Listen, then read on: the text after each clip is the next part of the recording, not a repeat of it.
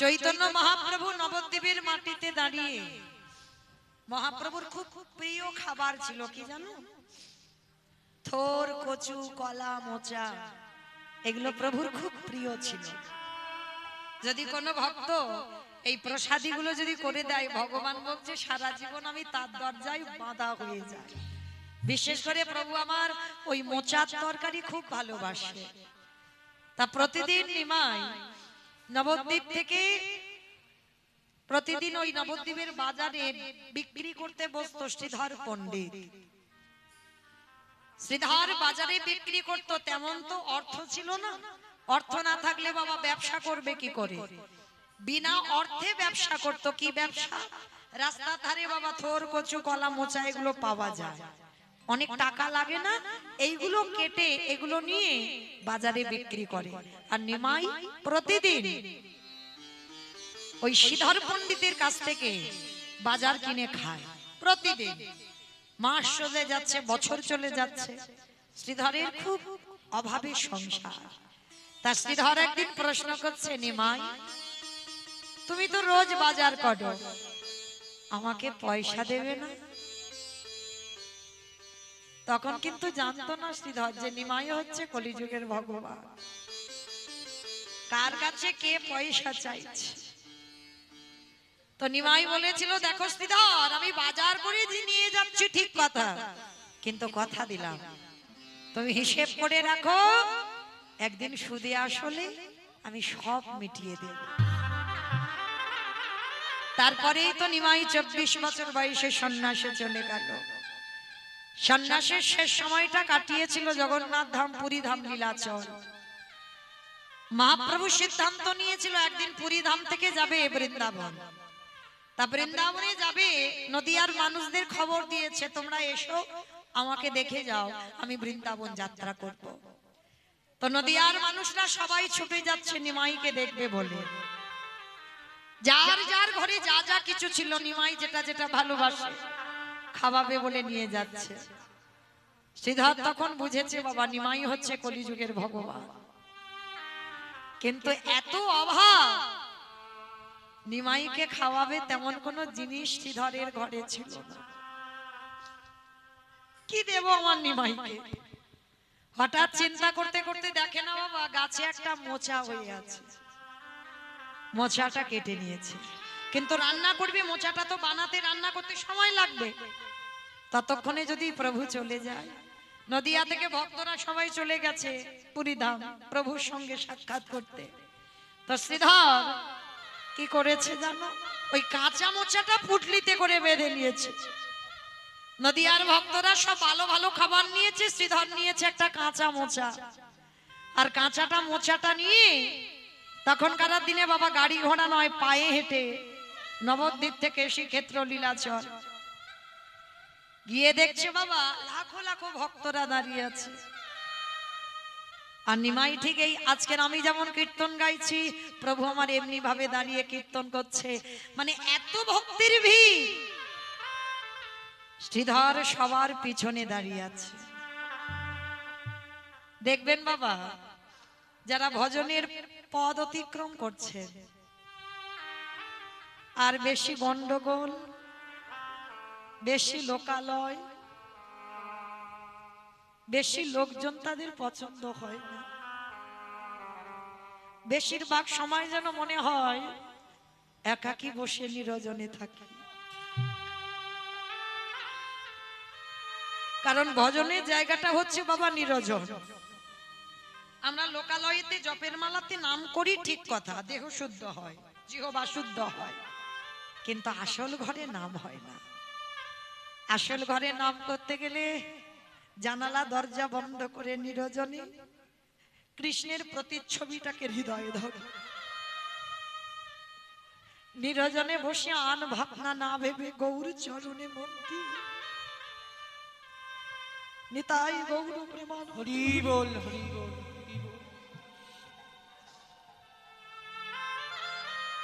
শ্রীধর দূরে দাঁড়িয়ে দাঁড়িয়ে কাঁদছে। আর দেখবেন বাবা যারা ভক্ত হয় তারা কোনোদিন কিছু চায় না। যেমন ছিল বাবা রেমুনার গোপীনাথ, যে গোপীনাথ মাধবেন্দ্রপুরীর জন্য বাবা ক্ষীর চুরি করেছিল। এই মাধবেন্দ্রপুরী কেমন বৈষ্ণব ছিল জানো? এখন জগতে একটা মিলবে কি তা সন্দেহ। মাধবেন্দ্রপুরী একটা গাছের তলায় বাবা একটা রাত কাটাতো, দ্বিতীয় রাত নয়। কেন বলেন তো? যদি গাছের প্রতি মায়া জন্মে যায়। রূপ সনাতন শ্রীজীব এরা সব একই ধরনের ভক্ত ছিল। বৃন্দাবনে যখন গেছিল না, একটা গাছের তলায় আজকে রাত কাটাবে, কালকের আর নয়, কালকের অন্য গাছ দেখবে। কেন? এই আজকের থেকেছিলাম এই গাছের তলায়, আবার যদি কালকে থেকে যাই, যদি গাছের প্রতি মায়া জন্মে যায়, এই মায়া যাতে না জন্মায়, এরা প্রতিদিন একটা একটা করে গাছের তলায়। তো সেই যে মাধবেন্দ্রপুরী গাছের তলায় বসেছিল রেমুনা, মলয় চন্দন আনতে এসেছিল না, বৃন্দাবনের গোপীনাথের গায়ে যে জ্বালা করছিল চন্দন লেপন করবে, হঠাৎ দেখে না সন্ধ্যাবেলায় দল বেঁধে ভক্তরা যাচ্ছে। মাধব প্রশ্ন করেছিল, হ্যাঁ গো তোমরা যাচ্ছ কোথায় ভাই? বলে সে কি তোমরা জানো না? আরে আমাদের এখানে গোপীনাথ আছে, গোপীনাথের ওই অমৃতকেলি প্রসাদ, মানে ক্ষীরের প্রসাদ প্রত্যেক দিন গোপীনাথের দেওয়া হয়, আর তার কত স্বাদ জানো? ওইটা পাওয়ার জন্য তো আমরা যাচ্ছি ছুটে। ভক্তের চরিত্র কেমন হওয়া উচিত দেখে। মাধব কথাটা শুনে মাধবেন্দ্রপুরী মনে মনে ভাবছে, গোপীনাথ আমি তো তোমারে কোনোদিন দেখি না, তো আমার খুব ইচ্ছা তোমার এই প্রসাদ অমৃতকেলি নাকি খুব স্বাদ, যদি জানতাম কি করে বানাতে হয় তো আমি আমার বৃন্দাবনে গিরি গোবর্ধনজিকে একটু করে খাওয়াতাম। একবারও কিন্তু বলল না যদি ওই প্রসাদ আমি একটু পেতাম। ভগবান ভালো থাকে, এইটা ভক্তের ভাবনা। আমি যেমন থাকি আমার প্রভু ভালো আছে। তা সেই মাধবেন্দ্রপুরী যখন রাত্রির বেলা বসে রইল, কিছু চাইলো না। গোপীনাথ রাতের অন্ধকারে প্রতিদিন 12টা মালসা দেওয়া হতো। একটা মালসা গোপীনাথ মাধবেন্দ্রপুরীর জন্য চুরি করে আঁচলের তলায় মানে চাদরের নিচে রেখে দিয়েছিল।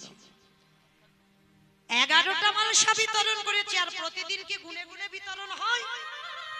রাত্রিবেলা যখন গোপীনাথকে শয়ন দিয়ে চলে গেল, দৈববাণী করলো, গোপীনাথ পূজারী পূজারী তুমি তো রোজ 12টা মালসা দাও, আজকের কি এমন হলো তুমি 11টা মালসা ভোগ বিতরণ করলে? প্রভু আমি তো 12টা মালসা দিয়েছি। বলে হ্যাঁ দিয়েছো 12টা মালসা, কিন্তু বিতরণ করেছো 11টা মালসা। প্রভু তাহলে আরেকটা মালসা কোথায়? যাও মন্দিরে গিয়ে দেখবে আমার চাদরের নিচে একটা মালসা আমি চুরি করেছি। প্রভু তুমি চুরি করেছো? কার জন্য?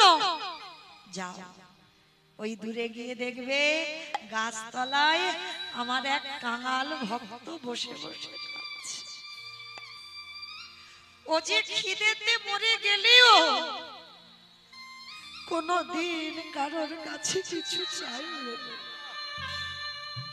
যাও তুমি গিয়ে নিয়ে এসো, ওই ভাণ্ডটা নিয়ে মাধবেন্দ্রপুরীকে খাইয়ে দাও। পূজারী সকাল হতে না হতে ছুটল, কোথায় আছো মাধবেন্দ্রপুরী? যার লাগে গোপীনাথ ক্ষীর কইল চুরি। যখন মাধবেন্দ্রপুরীর কাছে দিল, ক্ষীরটা তো সেবা করলো, কিন্তু বাবা প্রসাদিত ভগবান চুরি করেছে ভক্তের জন্য, মালসাটা ফেলেনি। মাধবেন্দ্রপুরী মালসাটা আঁচলে রেখে দিয়েছিল। প্রসাদ মালসাটাও তো প্রসাদ। কি বাবা আপনাদের মনে কি এটা জাগে? মালসায় যেটা আসল বস্তু প্রসাদ পেয়ে নিলাম, আর মাটির মাল পাত্রটা ফেলে দিলাম, কিন্তু মাধবেন্দ্রপুরী ফেলেনি। গোপীনাথ আমার জন্য চুরি করেছে। আমি বৃন্দাবনে যাবার পথে যদি খিদে পাই এই মালসাটা টুকরো টুকরো করে আস্বাদন করি। এরা হচ্ছে ভক্ত। ভক্ত সবসময় নিরঞ্জন, ভক্ত সবসময় লোকালয়ে থাকে। আজকে নিরজনে দাঁড়িয়ে আছে শ্রীধর, আর ভক্তরা সবাই লাখ লাখ ভক্ত দাঁড়িয়ে আছে আর প্রভু হরি নাম করছে আর পিছনে শ্রীধর দাঁড়িয়ে দাঁড়িয়ে বলছে তোমার নামে মিথ্যে নয়। এটা বাবা বিজয় সরকারের একটা গান। তোমার নামে মিথ্যে নয় নয়ন ঝরে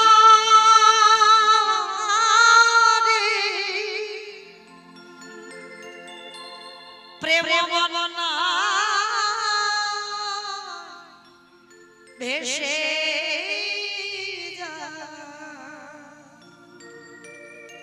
ভাষাগুলো লিখেছে দেখো কেমন। বিজয় সরকার ভগবানের উদ্দেশ্যে জানাচ্ছে দয়াময় সারা জীবন আমি যতদিন বাঁচব আমি যেন চিরকাল করে দাও করে দাও তোমার নামে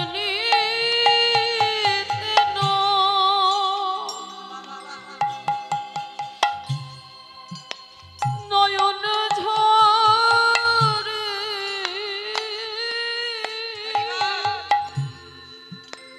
প্রেম মন্ন হেসে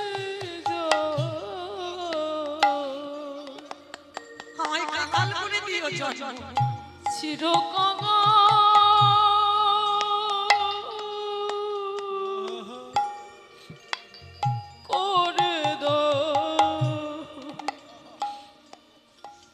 করে দাও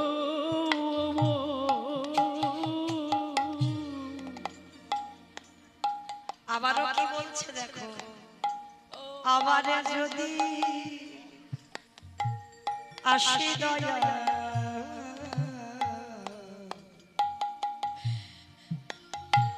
এ ভব সংসারে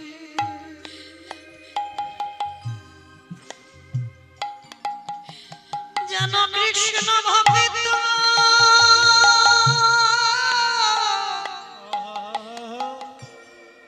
মায়ের গর্ভে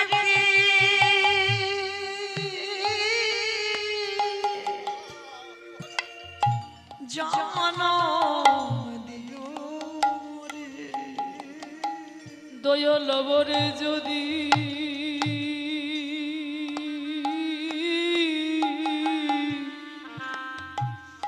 আসে দয়া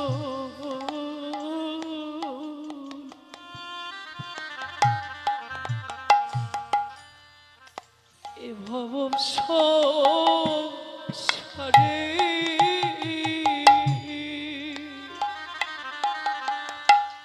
যেন কৃষ্ণ ভক্তি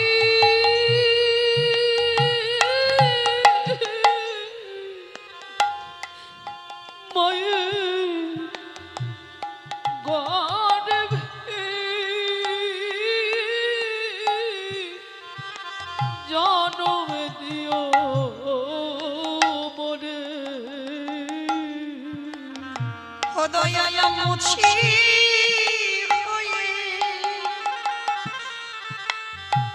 দয়াল আমি সুচি নয়নে মুচি হয়ে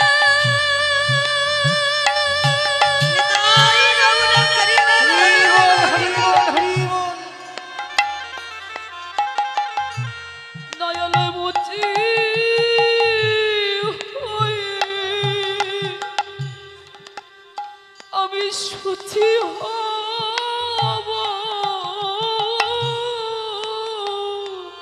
আমার মনে যদি রাগি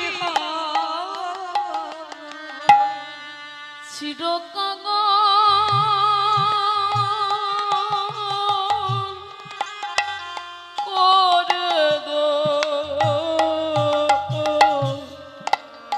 করে দাও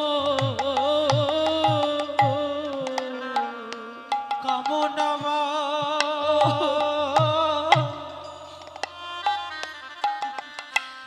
বাসনা ছেড়ে কবে শুদ্ধ হবে মন, কবে ভক্ত সঙ্গে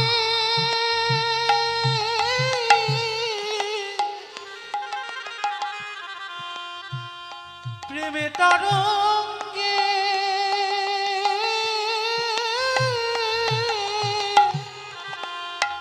যাব মধুর বৃন্দাবন। ও কামনাব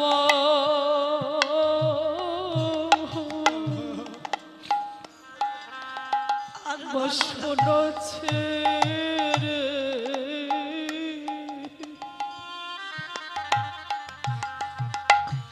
শুদ্ধ হবে মন। কবে ভক্ত সঙ্গে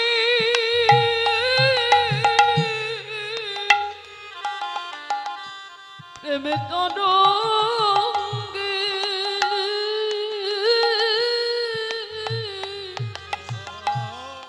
ভাসে বলো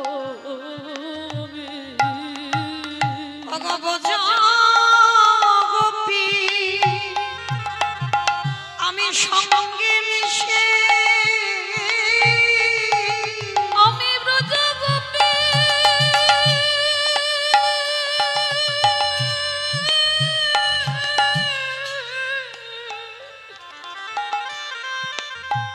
আমি ব্রজ গোপী সঙ্গে মিশে ওই ভক্ত পদ ধুলা মাগব চিরকাল নিতাই গৌর প্রেমানন্দে হরি বল হরি বল।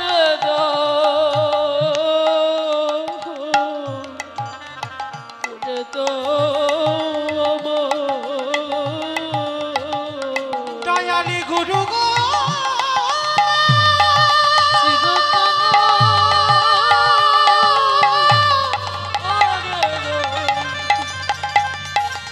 ও গুরু গো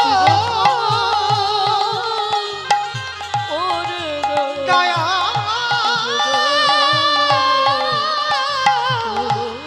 গুরু।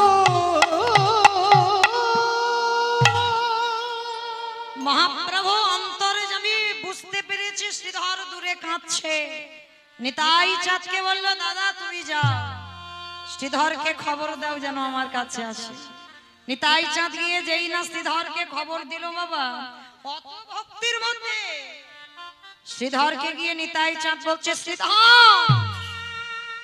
আমার ভাই তোমাকে ডেকেছে। প্রভু ডেকেছে আমার? তাড়াতাড়ি করে পুটলিটা নিয়ে বাবা একেবারে প্রভুর চরণে আছাড় খেয়ে পড়ল। হাত দুটো তুলে শ্রীধরকে বলছে, শ্রীধর আমার জন্য তো এরা কত ভালো ভালো খাবার এনেছে। ও শ্রীধর তুমি কি এনেছো? পুটলিটা লুকাচ্ছে। কিছু আনিনি তো প্রভু? আনিনি বললে হবে? আমি জানি তুমি কিছু লুকাচ্ছ। জোর করে প্রভু আমার পুটলিটা নিয়েছে, আর নিয়ে বাবা যেই না পুটলিটা খুলেছে দেখেন একটা কাঁচা মোচা। শ্রীধর আমি তো মোচা খেতে ভালোবাসি, আর আনলে তো আনলে রান্না করার সময় পাওনি। হে গৌর হরি আমার কানে যখন সংবাদ এলো, তখন নদিয়া থেকে সবাই তোমার চরণে চলে এলো। আমারে মনে ভয় হলো, মোচা রান্না করতে গিয়ে যদি দেরি হয়ে যায়, আর যদি তোমার সঙ্গে সাক্ষাৎ না হয়, তাই গৌর হরি কাঁচা মোচা কেটে নিয়ে চলে এলাম। প্রভু জানি এ তো তোমার সেবার যোগ্য নয়। আমি কি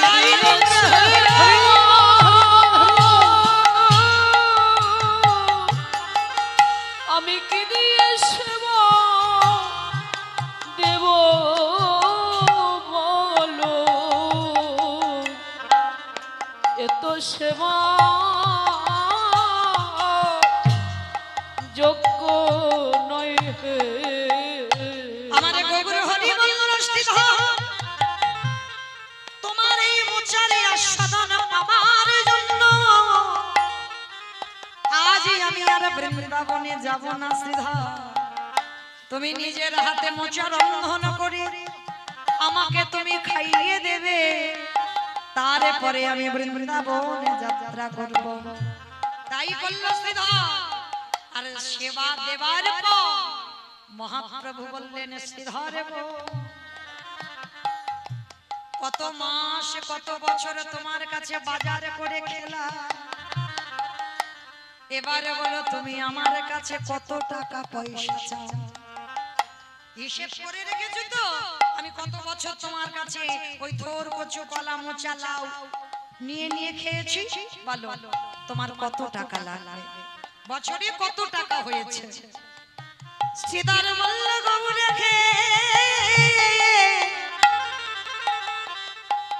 আমি সবই দিনের বাজারে হিসাব করে রেখে দিয়েছি বলো কি চাও তুমি আমার কাছে দয়াল হরি এই সংসারের মায়াতে পড়ে যদি তোমার বাড়ির ঘাটে আমার যেতে দেরি হয়ে যায় একান্ত যদি তুমি আমায় কিছু দিতে চাও এই সংসারের ঘানিতে পড়ে হাবুডুবু খেতে খেতে যদি তোমার কথায় আমি কখনো ভুলে যাই যেদিন আমার নিদানের সময় হবে যেদিন আমার চারজনা বাঁশের দোলায় নিয়ে যাবে গৌরা হে তুমি আমার সামনে এমনি করে দাঁড়ায় থেকো যেদিন আমার দেহ থেকে প্রাণ পাখিটা চলে যাবে এই গৌরা হে তুমি আমার হাতে ধরে গে নদী পার করে দিও ওগো পানের দয়া ও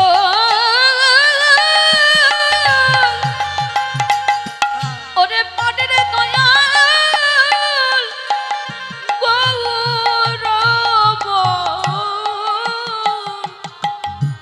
হাত ধরে মা পারে করে দিও গৌর হরি বললেন শ্রীধর সময় থাকতে থাকতে যারা ভজন করে না যদি বার্ধক্যকালে আমার কাছে আসতে ভুলে যায় আমি তার হাতে ধরে নদী আমি পার করে দিই তাই তো সময় থাকে হরি বল হরি বল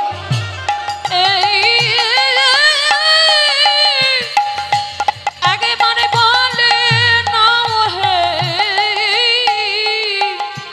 আমি তার হাতে ধরে পারে করি দিয়ে ভগবান বললেন যে আমারে চাই তারে আমি চাই যে আমারে না চাই তারে আমি না চাই হরি বল কি বলছে যে আমারে চাই তারে আমি চাই যে আমারে না চাই তারে আমি না চাই হরি বল যুধিষ্ঠির মহারাজ যুদ্ধে যাবে যুদ্ধে যাওয়ার আগের দিন ভগবান কৃষ্ণকে ডেকে বলল কৃষ্ণ আমি তো যুদ্ধে যাব যুদ্ধে যাওয়ার আগে ক্ষণকাল বিলম্ব করো একবার আমার বড় মার কাছে যেতে চাই মায়েরা আপনারা বলেন তো যুধিষ্ঠির বড় মাটাকে গান্ধারী 100 ছেলের মা তা কৃষ্ণ বলছে যুধিষ্ঠির দাদাকে তুমি বড় মার কাছে কেন যাবে ও হে কৃষ্ণ দয়াময় আমি বড় মার কাছে কেন যাব জানো ওই যুদ্ধে যাবার কালে আগেবার আমি বড় মার পদ ধুলাটা শিরে নিতে চাই ভগবান শোনা মাত্র দাদা তোমার মাথা ঠিক আছে তো যে বড় মা জীবনে তোমার ভালো চাইলো না যে বড় মা ঠাকুরের কাছে মানত করলো কবে আমার যুধিষ্ঠির মৃত্যু হবে ভীম অর্জুন নকুল সহদেবে প্রাণ হারাবে যে বড় মা ঠাকুরের কাছে মৃত্যু কামনা করে আর তুমি কিনা যুদ্ধে যাওয়ার আগে সেই বড় মাকে প্রণাম করবে। কৃষ্ণ রে, এই কথাটা অন্য কেউ বললে সাজত, কিন্তু তোর মুখে সাজে না ভাই। কেন জানিস? সে যে আমার বড় মা হয়। আমার মায়ের থেকে বড় মার জায়গা আগে হয়। আরে যদি শুভ কাজে যেতে গিয়ে শত্রু হলেও যদি আমার মায়ের থেকে যে বড় হয়, তারে পদধূলা যদি আমার শিরে না নি, কোনদিনই আমি যুদ্ধে গিয়ে জয়ী হব না।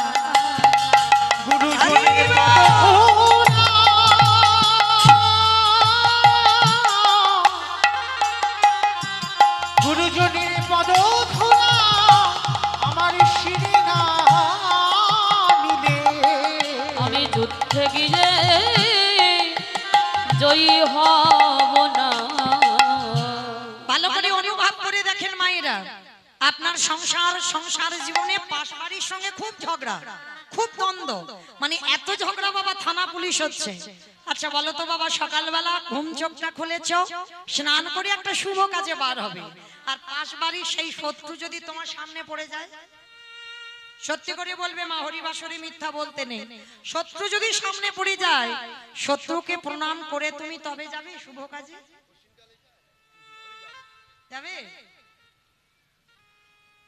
সঙ্গে সঙ্গে দরজা বন্ধ করে মাথায় হাত দিয়ে বসে পড়বে, হায় হায় হায় হায় গো, দিনটা মাটি হয়ে গেল, শত্রুর মুখ দেখলাম। কিন্তু বাবা এটা আমার কথা নয়, মহাভারত প্রমাণ দিল, শত্রু হলেও সে যদি গুরুজন হয়, শুভ কাজে যাচ্ছ, হচ্ছে নয় থানা পুলিশ, তাতে তোমার অসুবিধা কি?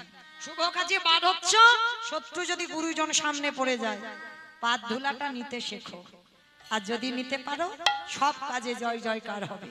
আমার কথা নয়, যুধিষ্ঠির মহারাজ প্রমাণ দিল মহাভারতে। ভগবান বলছে ঠিক আছে, যখন বড় মাকে প্রণাম করবেই তা যাও, তবে দেরি করবে না, কেমন? প্রণাম করেই তুমি চলে আসবে।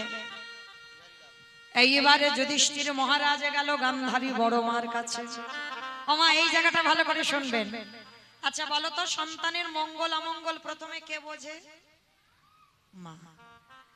মা ডাকটা খুব ছোট ডাক, সব অক্ষর দুটো করে আছে, দেখো মা ডাকটা একটা অক্ষর। তা গান্ধারী তো 100 ছেলের মা, বুঝতে পেরেছে আমার 100টা ছেলে যুদ্ধে যাবে, ওরা কেউ আর ফিরবে না। গান্ধারী বসে বসে কাঁদছে, আরে বলে কৃষ্ণ রে, আমার 100টা সন্তানের মধ্যে 99টা খারাপ করতে পারতি, কিন্তু কৃষ্ণ একটা ছেলেকে কি তুই ধর্মের পথে নিয়ে যেতে পারলি না? একেবারে 100টা খারাপ করে দিলি। একটা মেয়ে হলো তাকেও তুই খারাপ করে দিলি, একটা জামাই হলো জয়দ্রত তাকেও খারাপ করে দিলি, কোন মানুষ আমার ধর্মের পথে গেল না, কেন করলি রে? কাঁদছে। আর যুধিষ্ঠির মহারাজ এসে ডাকছে বড় মা। যেই না বড় মা বলেছে বাবা, গান্ধারী দরজায় এসে দেখে না সব থেকে বড় শত্রু ডাকছে। গান্ধারী এসে কোমরে হাত দিয়ে বলছে কি চাস? কেন এসেছিস আমার ঘরে? ও কালকে ছেলেরা যুদ্ধে যাবে দেখতে এসেছিস, আমি কত আনন্দে আছি। বলে না, ওই জন্য আসেনি বড় মা। তাহলে কেন এলি? তার একটাই কারণ, বড় মা আমি জীবনে তোমার কাছে কিছু চাই, আজ আমি তোমার কাছে একটা জিনিস চাইবো, তুমি দেবে। বল কি চাস? না ওরকম করি নয়, আগে ত্রিসত্য করো। ত্রিসত্য করবো। যুধিষ্ঠির বলছে বড় মা, একেবারে তুমি আমার মাথায় হাত রেখে আশীর্বাদ করে দাও, কাল সকালবেলা যদি আমি যুদ্ধক্ষেত্রে দাঁড়াই, ওই প্রথমে দিনে যুদ্ধে যেন আমার মরণ হয় গো। আমি অন্য কিছু না চাহি না গো, যেন প্রথমে দিন যুদ্ধে আমার মরণ হয় গো। যেই না যুধিষ্ঠির বলছে আশীর্বাদ করো আমার মৃত্যু হয় যেন। কালকে চমকে উঠেছে, অসম্ভব, আমি বড় মা হয়ে তুই আশীর্বাদ দেব মৃত্যু হোক? হ্যাঁ রে, কেন চাইছিস মৃত্যু? ওগো বড় মা, এই জগতে যদি বড় দাদা বেঁচে থাকে, যদি কোনো ব্যক্তির কোলের ভাই চলে যায়, সে তো জানে যে দাদা ভাই হারিয়ে বসে আছে। তুমি বুঝবে না বড় মা, ভাই হারানোর যে কত জ্বালা। আমি দাদা বেঁচে থাকবো, আমার কোলের ভাই চলে যাবে, আমি সইতে পারবো না। তাই আশীর্বাদ করে দাও যেন প্রথম দিন আমার মৃত্যু হয়। প্রকৃত যদি কারোর মাতৃত্ব থাকে বাবা, যত বড় শত্রু হোক, মাথায় হাত দিয়ে বলতে পারবে যে কালকে তোর মৃত্যু হোক। পিছনে অনেক কথা বলবে, ওই সামনে দাঁড়িয়ে তুমি মাথাটা পেতে দিয়ে আশীর্বাদটা নাও তো দেখি।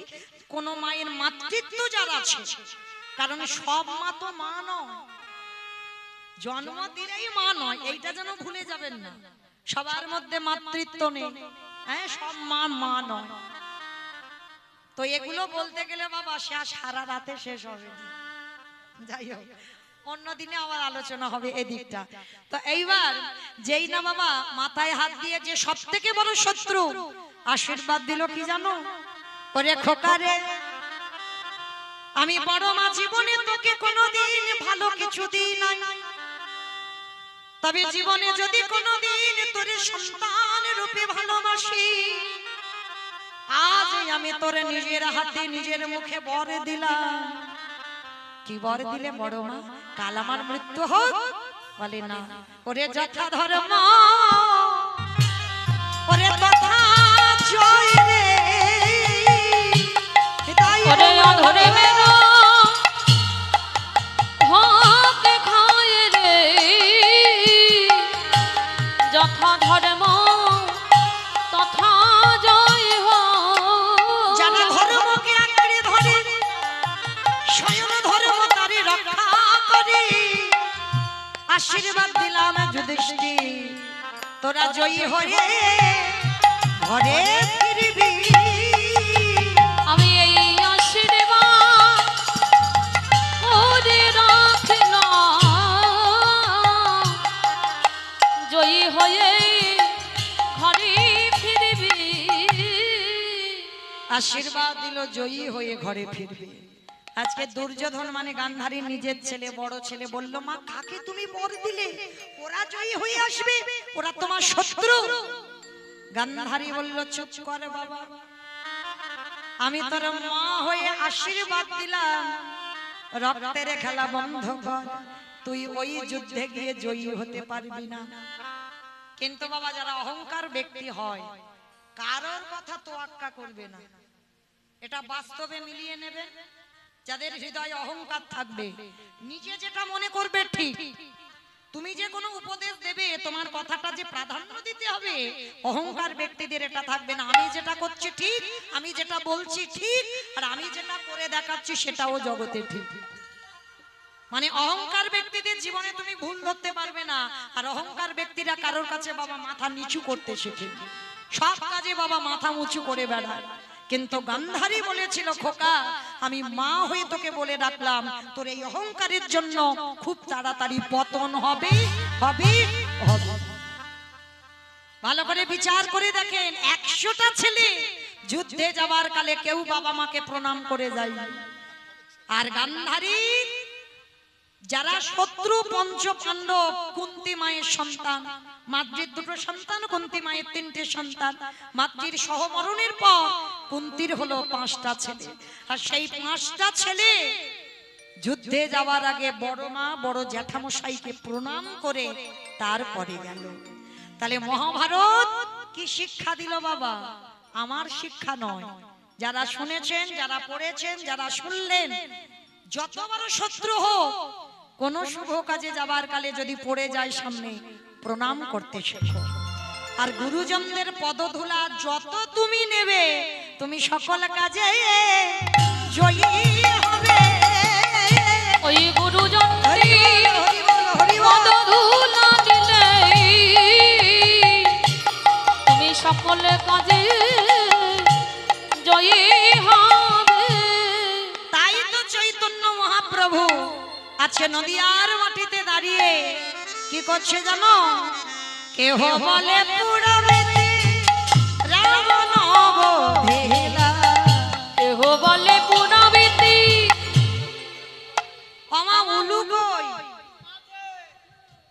মাঠে খুঁজতে গেছো? আমা মাঠের উলুর কথা বলিনি, এখানে উলু আছে। উ শব্দে রাধা, লু শব্দে কৃষ্ণ। যে জিহ্বায় বেশি উলুর ধ্বনি দেবে কৃপা তত তাড়াতাড়ি হবে। কই একটু উলুর ধ্বনি দাও। কেহ বলে পুরবেতে রাবণ বধিলা। কেহ বলে পুনবিতে আমার গোড়ারি ঘোড়া ঘোড়া ঘোড়া গোড়ারি।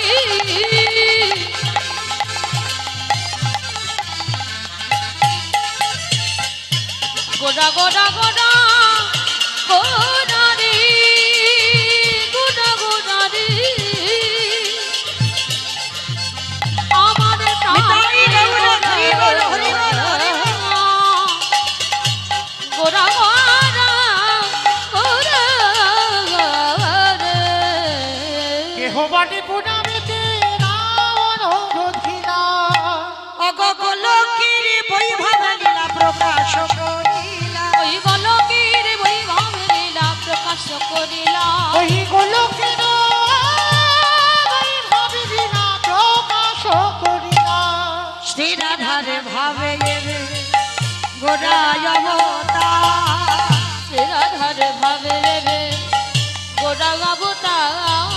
और श्री राधार भावे में गोड़ा अवतार। ওই শ্রী রাধার ভাবে রে গোড়া অবতার। হরে কৃষ্ণ নামে গৌ করিলা প্রচার। ওই হরে কৃষ্ণ নাম গৌর করিলা প্রচার। ওই হরে কৃষ্ণ নাম গৌর হরিরা প্রচার। এইবার লীলা প্রকাশ হলো। এইবারে লীলা প্রকাশ হলো। এইবারে লীলা প্রকাশ হলো। এইবারে লীলা প্রকাশ হলো। গোলকের বৈভব লীলা প্রকাশ করিলা। ওই গোলকের বৈভব লীলা প্রকাশ করিলা। ওই গোলকের বৈভব লীলা প্রকাশ করিলা। বাসুদেব ঘোষ কহে করি জোড়হা। করে জোড়হা অগো জেগে গো সেই কৃষ্ণ সেই তো জগন্নাথ। সেই তো জগন্নাথ।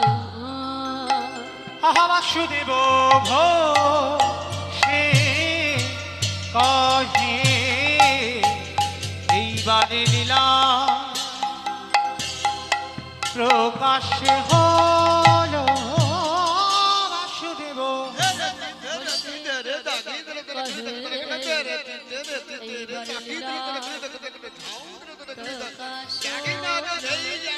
বাসুদেব খুশি কহে